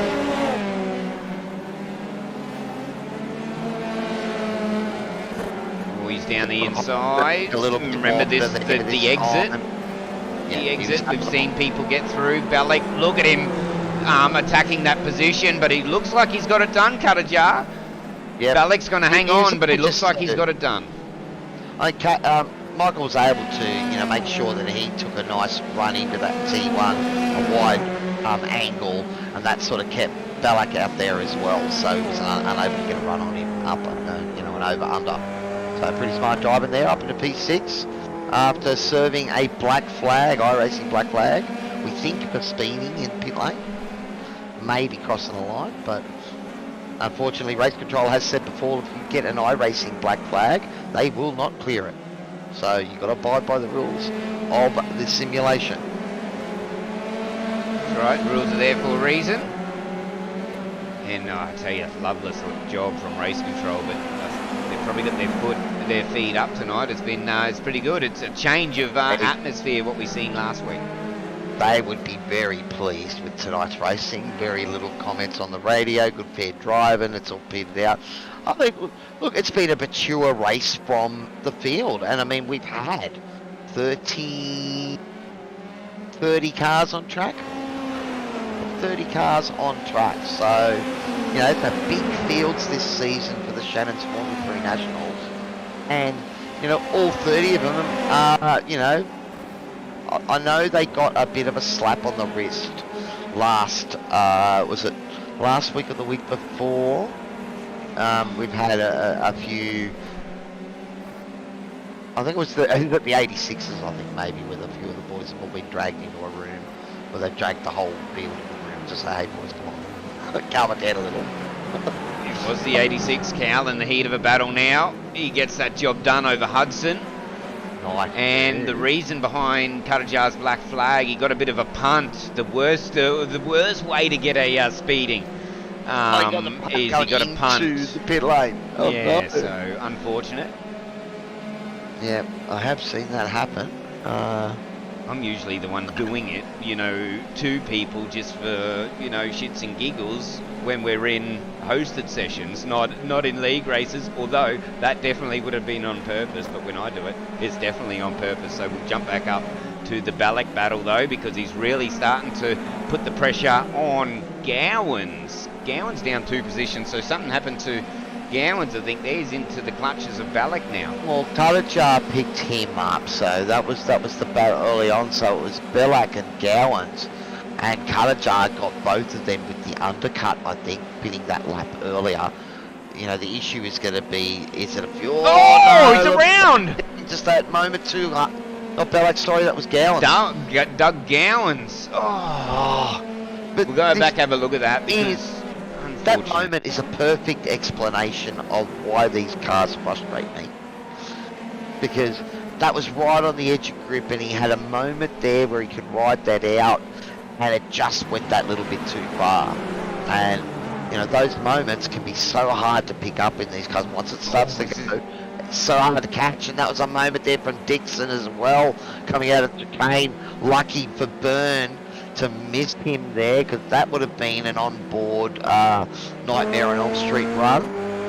If you're going to have a look at the replay of that, I would do it from an on-board on the driver 808, because that happened right in front of him there, Jay's little moment. I don't know if I got it, but this should be 7 somewhere minutes to here. go now. Oh, he's gone deep himself too. Oh, they both did. I wonder if he's going to have damage out of that Cowie, because he's lucky to still be wearing that front wing on that Gittins Formula 3. And we've seen that you're riding the curbs like that can damage the floor and these things too. And although they're not big venturing tunnels like the current F1 machines, you've got rear diffusers and things like that aren't going to take nicely to little things and dents. And I know in previous races guys have hit a curb hard and suffered for the rest of the race. Probably only looking at maybe another 2-3 laps to go. So he might have gotten away with that, but at the moment, Dylan De Bono has closed the gap down to Dwayne Burns. So this is the battle for P2 heating up here, buddy. The gap is now down to under a second. So De Bono has seen that silver ribbon or silver medal. Was there Dixon, contact there? yeah, that's He a big avoided crash there, mate. It started off with this. Let's see if I get this one first go. Well, this is the moment we saw before, which was Dixon. All right, so let's go. I thought I was being... Oh, both of them looked to... It was like a slingshot around there. So the Matt Tessariero and Greg Johnston. Oh no, Tessariero's just lost the rear and the nose is going around, and that has sent Greg for a little bit of a jump. He's then looped around here, coming back on. That was... I'm going to get off that. That was absolute disgusting camera work from me. But hey, there was an accident about 4 drivers. Vela, Burns and De Bono is the battle. Just get away from it. It happened. This is our closest battle on track. Looks like Kalajar's broken clear. A couple of seconds of Bellac. After his moment there, Gallo's got a couple of seconds on Kalajar, so we might keep an eye on that as we go on. Phil Vela on the radio, so I don't know if something happened to Phil there. Adam Simpson here was on, you know, he's done pretty well to get spud on lap 1 of the race and basically thrown right to the back of the field to 30th, and he's now starting 13th and he's made it up to 16th, so that's a pretty good recovery there for the Piranha, and looking sharp. He's got a little bit of a battle heating up behind him as well. Gerard's just starting to close, Lydon, starting to, no, it was Gerard, is starting to close the gap. Although, that's not an on-track battle, I do believe, that's lap traffic. Zide, it is an on-track battle. Zide, unfortunately, getting a drive-through penny early on in the race that really put him back mid-pack. So one of our pros, that's finding himself right in the middle of a pro-am soup. But he's driving well. I mean, took his licks. Obviously, you know, we never mean to make mistakes out there and cause incidents. So if it happens, you just got to take your licks and get out there and race. At the moment, it's heating up. We're looking at here to Bono and Burns. So this is the battle. 0.7. Now, we did talk about tyres before and say that no one's going to look to take tyres because of the time. We've seen a couple of errors there just happen because of tyres, I think. Well, that's what I was going to say to you, like, because even though you don't take them because it's not worth a couple of laps on cold tyres and the time because of the pits, the thing about it is that trying to do an hour on these tyres means that they're starting to get pretty sketchy by about now. So, and then you've got someone like Dylan DeBona here who's really pushing hard.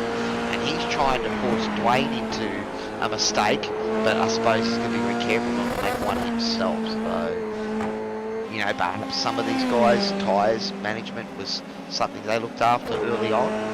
It's definitely something you can do in iRacing. You look after your tyre and maintain and use it early. It tends to fade away fast. So, we'll try to keep an eye out and see if anyone is really fading. But at the moment, you know, these boys are solidifying their positions, and it looks like it's mainly Dylan here, the aggressor. Everyone else may be struggling a bit. Yeah, well, the battles have definitely simmered out a little bit, though. Something tells me De Bono's not finished yet. He's not happy with third.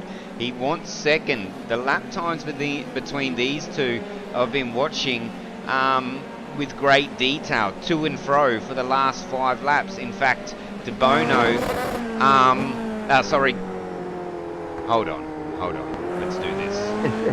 I was on the bloody, why can't you just give me the timing for them? There we go, that's why I was a bit confused. De Bono, in fact, 4 out of the last 5 laps has been quicker by considerable margins, 0.2, 0.5, 0.1.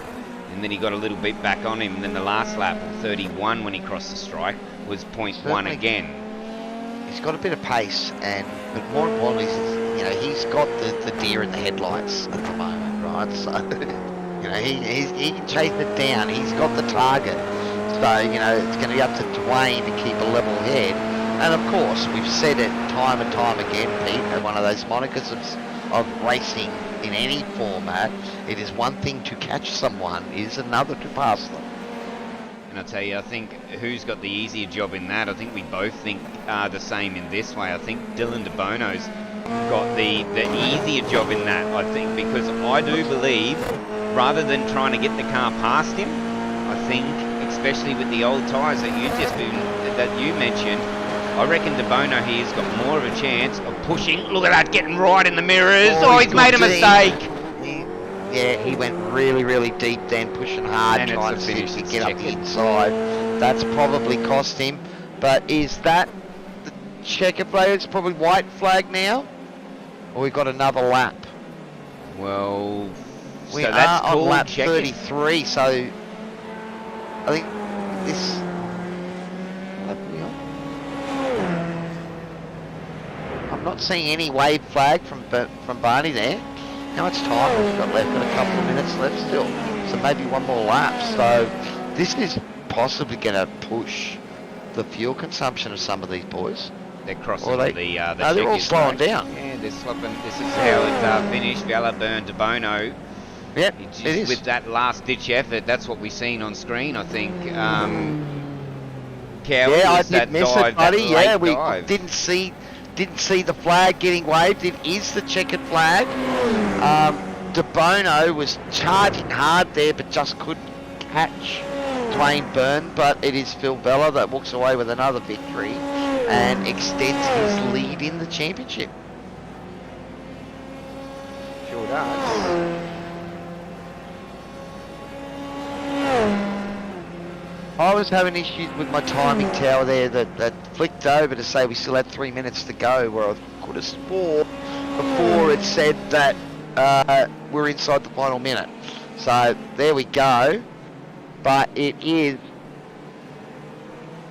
been one of those races where, well, 0 safety cars, some clean driving, and, you know, some good racing from the boys here, just finding it maybe difficult to get the pass done. We saw the few moves that did get made on track out there, Pete, were ones that, you know, it took you 3 or 4 corners to solidify it. And that's right, but the guys handled themselves well and they kept their nose clean. I think that's that's what these guys should take out of this today. Phil Vella, though, sorry mate, you got 0 to no stream time here today. Up 1 position, consistent as anything. He would have had a good battle with Karajar, because Karajar did get the fastest lap of the race, I do believe. So that would have been a good battle. Black flag. Good battle to watch if that didn't happen. But there's Karajar. He'd be spewing, but still happy with his comeback to P5. We got to battle through the pack there, and we all know that, you know, like, I suppose that the purest thing, we love getting W's and getting the accolades, but in the end, man, it's all about the battles. You find people you can battle hard with out there and have some fun, and Michael definitely, you know, had to make a few moves there and would have enjoyed that. Yeah, 100%, and especially at the very start of the race, and then after the strategies as well. It was good to watch those guys battle as we have a look at these guys just lining up for their photos. And well, we'll get a chat with the podium later. I'm not too sure if you speak with both classes or not. Oh, well, Cowie, what we're but trying to do, Pete, is try and have a chat with the winner of the AMs and the Pro AM class and the podium. So, you know, as if one of those guys happens to get on the podium, then we have less drivers to talk to. But at the moment, it was a pro podium with Phil Vella, Dwayne Byrne and Dylan De Bono taking up the 3 podium spots. If we have a look down through the field there, buddy, our leading Pro-Am driver. Want to put up the results? There we go.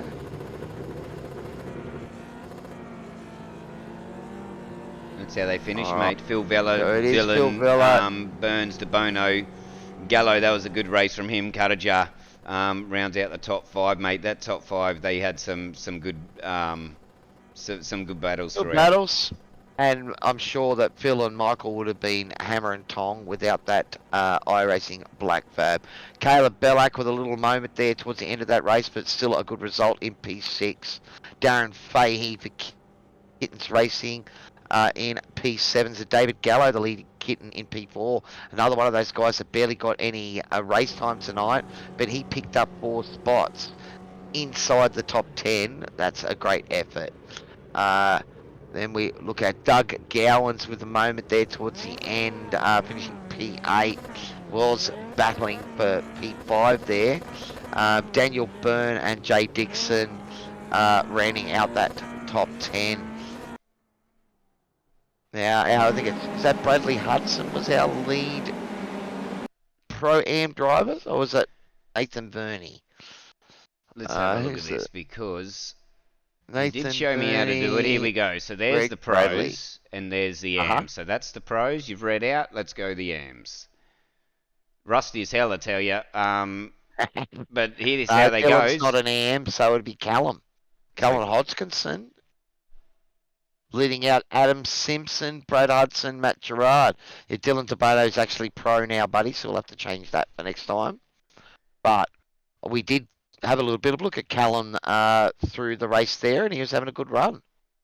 So he's a good campaigner, Cal. He doesn't really get the practice that he would like in. He's pretty busy, but he'd be happy with his performance tonight, that's for sure, because not too many errors from the AM driver. Well, that's it. And, you know, when he also finished, I think, inside the top 15 as well. So, you know, pretty good result overall.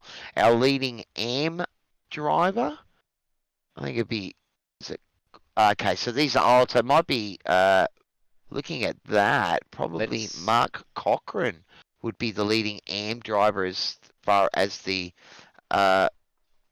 new grading. Oh, got it. I'm having a look here. Yep, that was Cochran.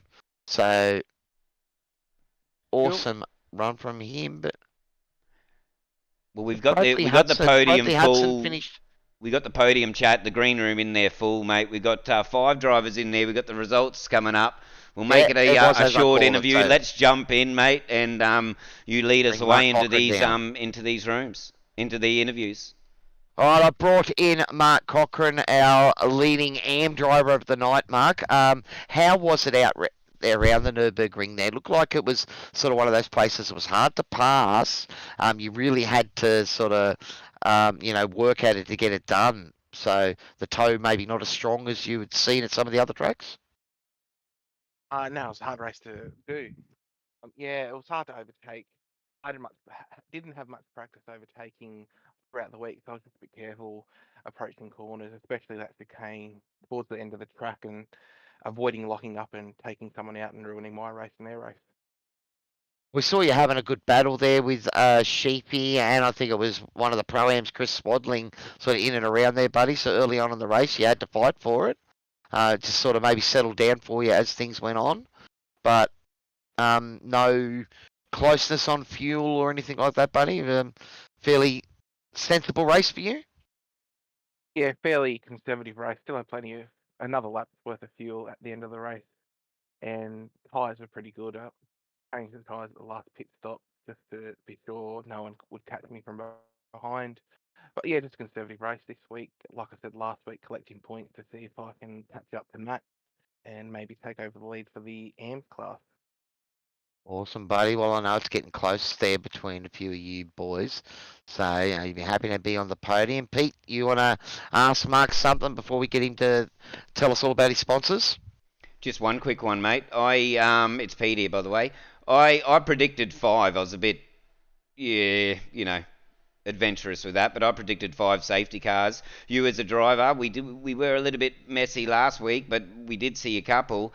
Did you expect to go green, or did you sort of think we'd get at least one safety car? I was expecting one safety car at least, and that would have mixed up strategy for everyone. But going to the end on green was actually pretty good in the end. No one was behind me in the second half of the race, so it was pretty clear just keeping it on the track. And yeah, I'm sort of glad that safety car didn't come out towards the end of that race. Well, you certainly did an awesome role. P21 overall, buddy. And the leading AM car for tonight's race here at the Nurburgring. We'll give you a chance to thank your sponsors, and well done, buddy. Congratulations. Thanks, Cowie. Thanks, Pete. Yeah, big shout out and thanks to Pagny Advanced Simulation, Next Level Racing, Dubby, Anatech, Stump Grinding, Central Coast and Free Services. Thanks for all your support once again, and thanks for the team who may be watching this tonight. And yeah, thank you very much for the support. Awesome, buddy. Well, great drive, mate, and we look forward. We're trying to keep an eye on the battles with you and Sheepy and the boys back there. So, hope you boys are enjoying it, and it's getting close in that championship. Thank you very much. Alrighty, so let's bring in our leading Pro-Am driver for tonight, Callan Hodgkinson. Buddy, leading Pro-Am driver tonight, buddy. You flew under the radar there. We did watch you in the couple of battles there, man. But this track, very technical and some pretty clean racing from the entire field. Yeah, no, it's turned out all right with a good result, but the setup was a bit difficult to get used to tonight. Then I saw Adam Simpson had a mistake early, so I was trying to make the most of it. Then I took tyres in the first stop, and I looped it, get turn one straight away, so I had to knuckle down, and I slowly tipped away and ended up with a good result. So happy days. We saw some good little battle packs out there, buddy, that you're a part of. But respect too. So, has race control given you guys a dressing down, or is everyone just getting, familiar with each other out there on the track, you think? I think everyone's getting familiar with everyone. I always give good respect to everyone, and yeah, you just sort of you try and do your best. Obviously, there's always incidences that happen, and no one ever means it, but it's starting to get cleaner. So yeah, it's always a good thing. And Cal, it's Pete here, mate. Well, Sorry, Cowie. I did ask the question about the safety car before. I'll keep it short with you as well. Strategy, how to go today? Did it need adjusting? Well, I wasn't sure whether to take tyres or not. Then I just did. I took the tyres in the first stop, and then I come out because it was a really difficult car to drive on cold tyres, like the first 2 laps. And I was in a battle with Brad, Nathan, and I can't remember who else. So I probably should have taken the track position. But then I looped it coming out of the pit, so I had to knuckle down, and I didn't take tyres in the second stop. But I just managed to, sort of held everyone off, and it was a good result. And just briefly, tyres hung on at the end? Yeah, they did, yeah. It was actually worked out to be a good strategy, doing tyres at the first one and running them all the way through. I know there was other people struggling at the end there with tyres, so. Awesome, buddy. Well, yeah, it was an awesome drive, man. It sounds like you had a fair bit going on and you were right in the thick of it. Every time we sort of had a look at you, it looks like you were in the middle of a little battle pack. So, well done there, buddy. Congratulations on your Pro-Am victory tonight. Let us know who's giving you all the support out there. Yeah, thanks, guys. Big thanks to Shunt Scenery, Palmerston Bakery, DSM Painting Contractors, Doom Designs, Bullmuster Bayside, and Jennifer Russell Real Estate. Thank you. Awesome. Well, congratulations, Callum, and glad you had a good night out there, buddy, and good to see you back in here having a chat with us. Thanks, guys. See you later. Awesome. All right, so I think it's now we've got to bring in our podium, which is Dylan DeBono finishing P3. Let's drag Dylan into the comms booth here with Cowie and Pete. Dylan, mate, you needed another lap there. You tried and then just a little bit deep into that final chicane, buddy. Yeah, just overran it into the last sort of couple of corners. I knew it wasn't going to be on, but I thought maybe a lock brake by him could have caused a mistake. But just didn't. Honestly, tonight didn't have the pace on those top 2 guys, and Michael got pretty unlucky as well. He was fast. Well, pretty tough introduction. Sorry, mate. Pretty tough introduction into the pros, wasn't it, mate? You got put straight into there as soon as you showed some pace.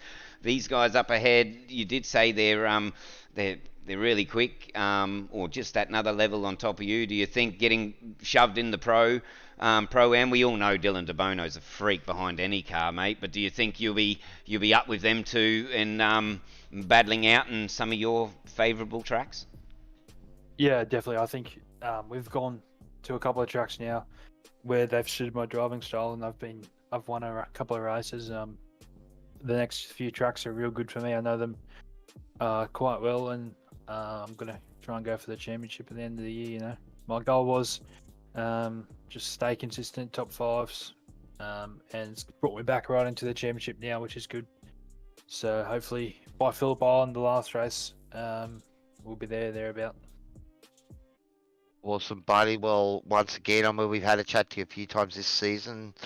We know that you're thoroughly enjoying your trip over to the F3s. But let us know who's giving you all the support out there, buddy, and congratulations on your P3 tonight. Thanks to Velocity Sim Labs, original digital design, here to race, pedal suspension. You guys putting a stream on SRW for hosting the league so we can race.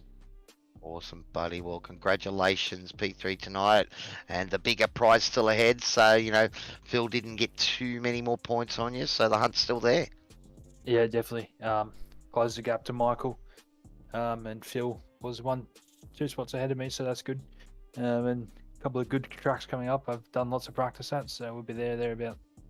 Awesome, buddy. Well, congratulations, mate. We look forward to perhaps talking to you next week if it all goes well. Well done. Thanks, guys. Sir.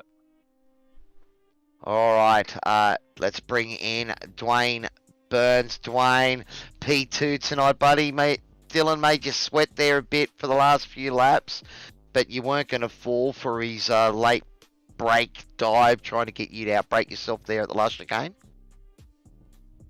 Yeah, no, I knew going into that last chicane I had him covered. But yeah, he had me sweating just about all race, I'd say. Well, you did well, mate. You were holding out that sort of podium position there for a while until Michael copped his black flag. But you know, is this one of your favourite tracks, buddy? I mean, it seemed like you've been on the pace at a couple of the other ones here as at other weeks too, but you seem dialed in here. Yeah, I'm not it's a track I don't mind. I wouldn't say it's a favourite or anything, but I seem to be a bit more on the pace than I have been at a couple other tracks. So yeah, I'm not sure what it is. Some weeks I seem a bit more on the pace, some weeks a bit not so much. And Dwayne, it's Pete here, mate. I just had a cracker of a question then too. Yeah, I said right at the top of the broadcast, sorry boys, I said that this track, especially for my opinion, it's either a very likeable track or pretty much a hated track. And I think in your comments you just sort of said that, but am I too far off the money, mate? There's not much in the middle of liking I'm not this? sure. I mean, personally, there's not a lot of tracks that I really dislike. Coda's probably one of them, and I actually did well there, so maybe that's a bit of a thing. Put me on a track I don't like and I'll do good, I'm not sure. Maybe the uncertainty. Yeah, sometimes I think compared to other drivers, the more difficult it is, I seem to do a little bit better, relatively speaking. Well, buddy, you've certainly sort of come into the championship here, the Shannons F3 Nationals. And, you know, we've spoken to you a couple of times now, mate, so you've definitely got the pace. And it's awesome to have you here, buddy. So let us know who's giving you boys all the support out there, and congratulations on your P2 tonight. Yeah, thanks. I'd just like to say thanks a lot to all the guys from Cobalt Racing, who always a good group of guys to race with, and especially Shane and Brett, who joined me in this series, and thanks to everyone else at SRW and you guys putting on the broadcast and everything you do. Awesome, buddy. Well, congratulations on your P2 tonight, buddy. Awesome battles there, and I'm sure you're going to watch back and enjoy, you know, fighting off Dylan for those last few laps, man. Well done. Yeah, thanks a lot, guys.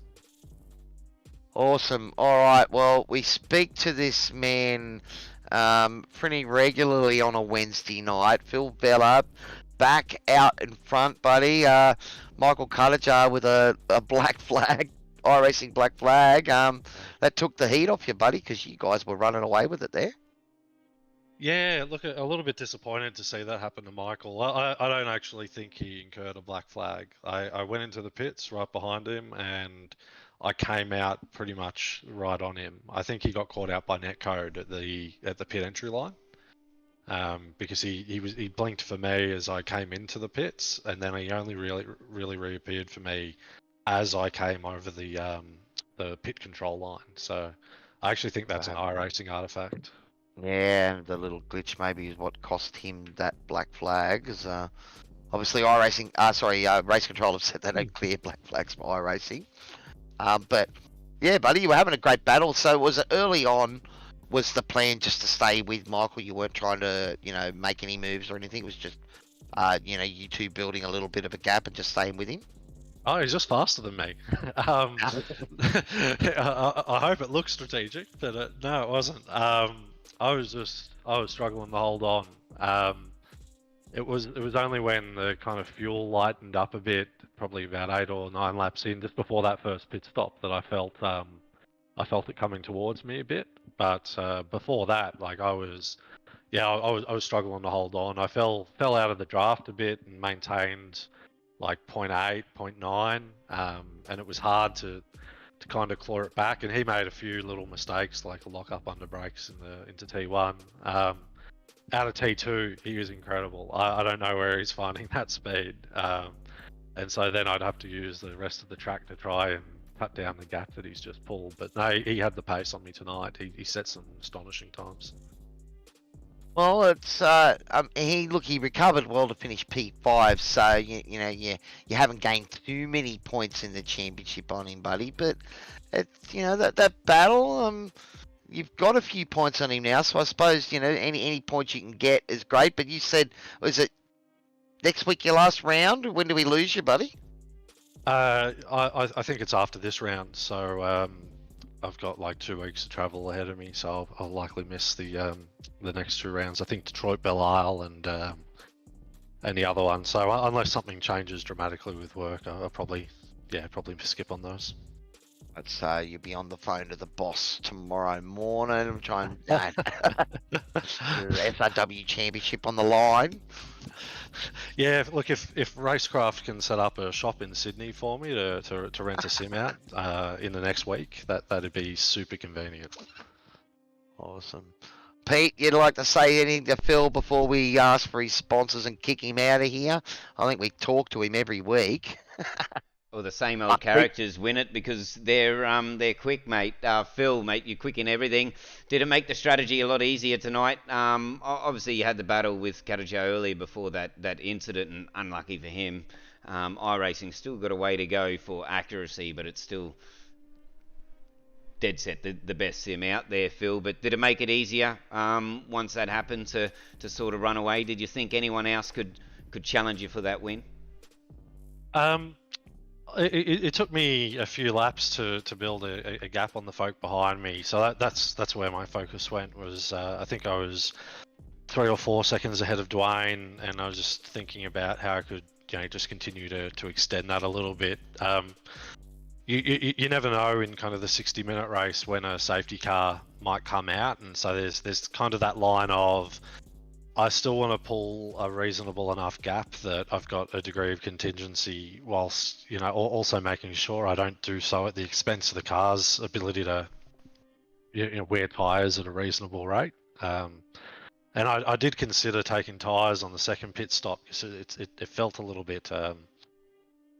I don't think it's an optimal setup, at least not for me. I think a couple of the other guys mentioned that the setup was a little bit tricky out there tonight, but everyone had the same boot supplied, buddy, and once again, you were able to steer clear of, well, there was no carnage tonight, but you were able to certainly keep it clean on track and make sure you're the one in the prime position when all the dominoes fall, buddy. So let us know who's giving all his support out there, and congratulations on another victory, buddy. Yeah, thanks, Cal. They're making me work hard to have a chat to you every week, mate. So, yeah, firstly, I'd like to thank my teammates at DFR.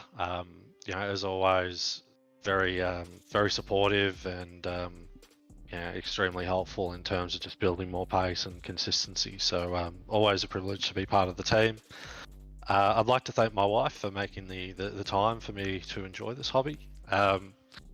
I'd like to thank yourself. Obviously, a quality cast like this doesn't happen without yourselves putting in a lot of effort to make that happen. So greatly appreciate that.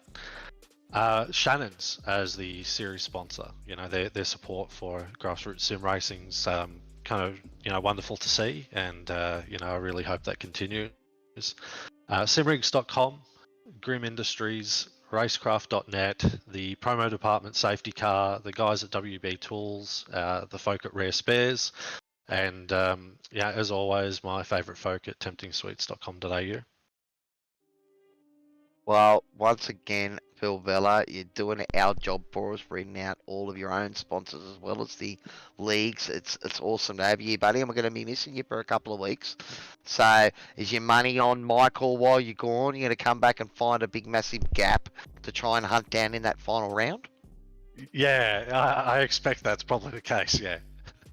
They're not going to be chilling for Dylan, you know, in the background there. We know Jay's got some pace as well, certainly when it's his track. But you're going to try and check in and watch the broadcast if you can't make it, buddy? Yeah, we'll see how we go. If there are no work events on, then yeah, I'll be in the hotel tuning in. Awesome.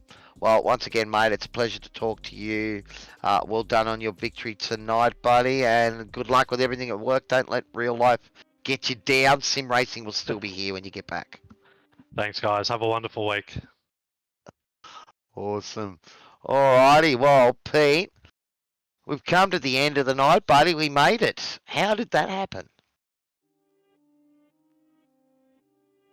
He's gone quiet on me. It was a good. Sorry, mate. My mic was up. I was supposed to pull it down to talk. Amateur hour. Phil Vella, Burns and DeBono. They just put on a good show for us to watch tonight. And well, my 5 safety cars blew that out the water. And who would have thought that your 2 was too adventurous Equally as well? ambitious, my friend. Yep, equally ambitious. The boys put on a clinic tonight, kept it completely clean. I mean, race control probably had their feet up. They're probably going to sleep for the last 20 minutes of that race because they didn't have to do anything. But of course, we appreciate all of the effort that they put in, and you know, if they're entitled to a quiet night, they certainly haven't seen many of them in the previous rounds of the F3, so they earned it. But buddy, we've come to the end. That will wrap up our coverage of the Shannons Formula 3 Nationals here on SRW TV, guys. Of course, if you are enjoying the action, please don't forget to give us a like and hit that subscribe button if you haven't already done so. The rig, it's getting close to 1,000 subscribers, 926 as I read it here. So once we hit that 1,000, that's when everyone goes in the draw for that awesome sim rig. So make sure you don't miss out if you're new to SRW TV. If you are one of our regulars, we of course appreciate your support. Keep the chat coming. We love it. On behalf of everyone behind and in front of the scenes here at SRW, this is Cowie, your average sim racer. That is Pete the Weapon Gretton. Thanks very much, guys. We'll sign off now and see you next time on Sim Racing World TV.